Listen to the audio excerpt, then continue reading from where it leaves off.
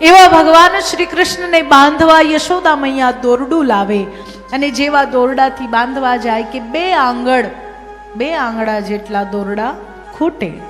એક દોરડું, બીજું, ત્રીજું, ચોથું જોડતા જાય પણ બે આંગળ ગાંઠ મારવાની આવે ત્યાં બે આંગળ ખૂટે.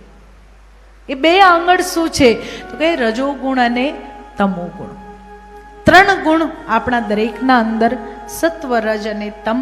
સત્વગુણની પ્રધાનતા વાળા ભગવત પ્રાપ્તિ કરે, રજોગુણ અને તમોગુણની પ્રધાનતા વાળા ભગવત પ્રાપ્તિ કરી શકતા નથી. રજોગુણ એટલે વાસનાઓ, ભોગવવાની ઈચ્છાઓ, અને તમોગુણ એટલે ક્રોધ આદિ. ક્રોધ આવે છે, અપશબ્દ બોલીએ છીએ, અભિમાન છે, આ તમોગુણ છે. અને ભોગવવાની ઈચ્છાઓ એ રજોગુણ છે. પરંતુ પ્રભુને કેવા જોઈએ? પ્રભુને સત્વગુણી જોઈએ.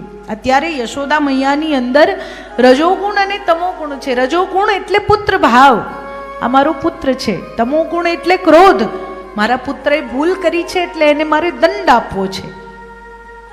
એ બંને ભાવના કારણે કૃષ્ણ બંધાતા નથી.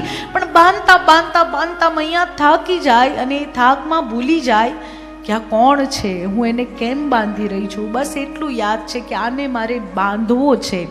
ત્યારે કૃષ્ણ બંધાઈ જાય.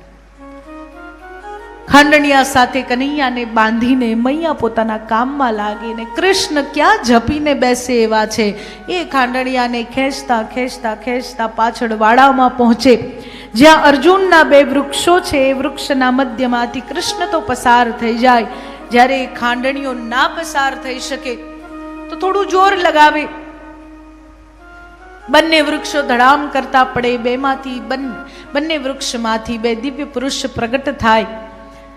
કુબેરના પુત્ર મણિગ્રીવ અને નલકુબેર બંને ભગવાનને પ્રણામ કરે ને નારદજીનો એ શ્રાપ આજે વરદાન થયો એમ કહી વંદન કરી પોતાના સ્થાને જાય. નંદ બાબા દોડતા આવે, પૂછે શું થયું? એટલે ગ્વાલ બાળકો જે પાસે જ રમી રહ્યા છે કહે કઈ ખાસ નહીં બાબા, કનૈયાએ થોડું જોર લગાવ્યું ને એટલે આ બંને વૃક્ષો પડી ગયા.